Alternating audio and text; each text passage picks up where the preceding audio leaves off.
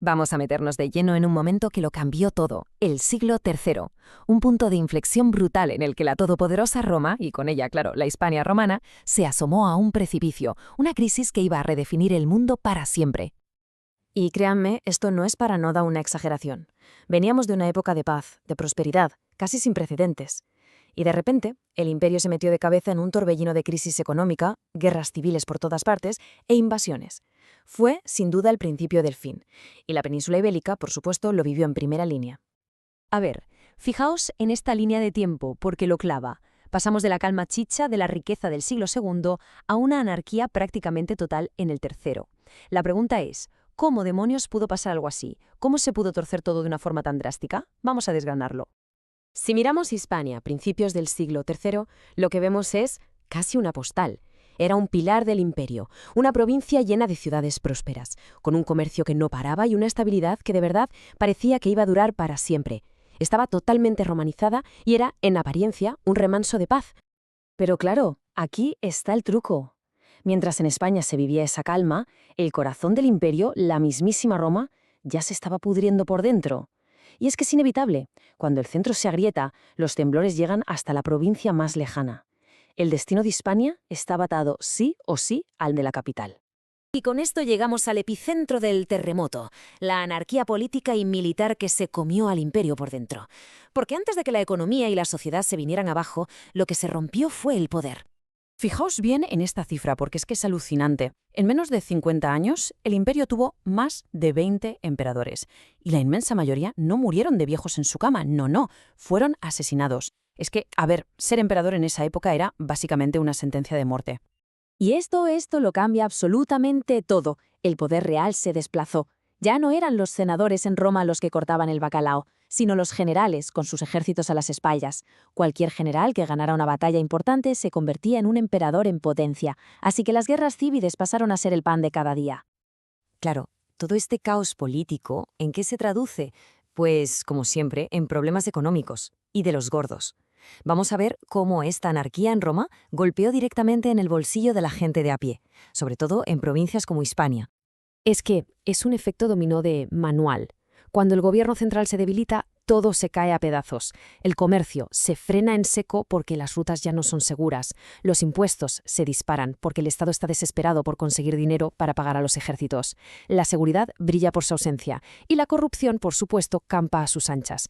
La vida normal se convirtió en una lucha diaria. Y aquí tenemos la receta perfecta del desastre económico. A ver, el Estado necesita pasta. ¿Para qué? Para pagar a las legiones, que son las que mandan de verdad. ¿Y cuál es la solución fácil y rápida? Pues fabricar más monedas. Pero, ojo, con mucha menos plata en cada una.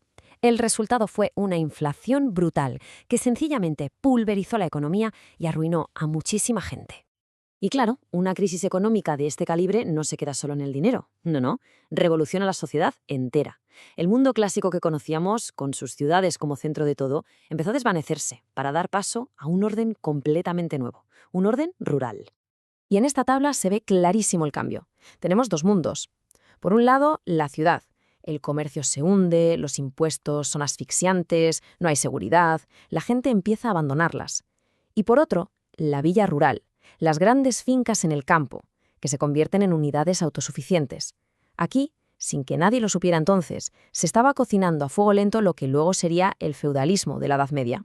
Y aquí está la clave de todo el cambio social. Se rompió una especie de contrato social.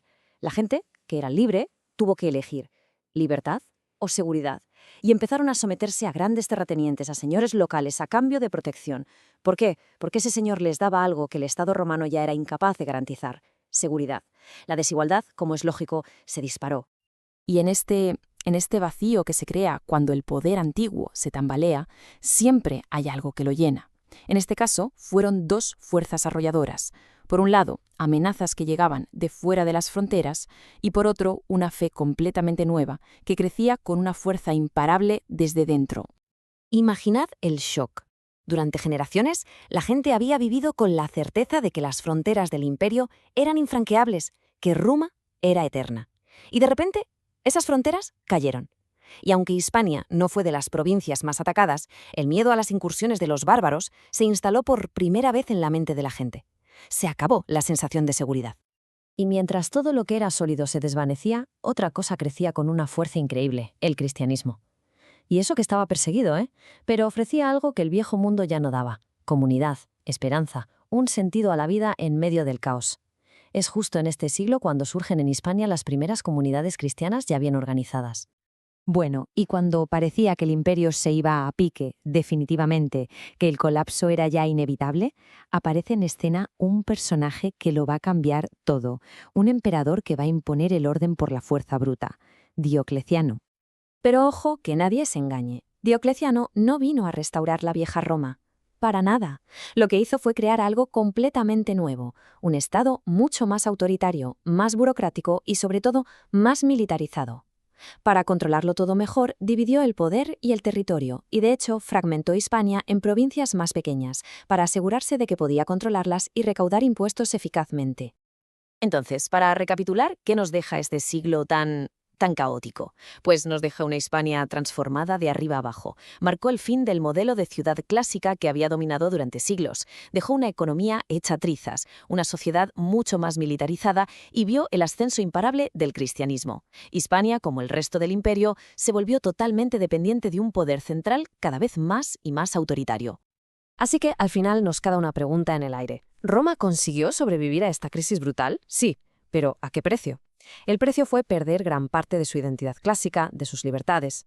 Se salvó, sí, pero la crisis del siglo III la dejó herida de muerte y sentó las bases para su caída definitiva, que llegaría un siglo y medio después.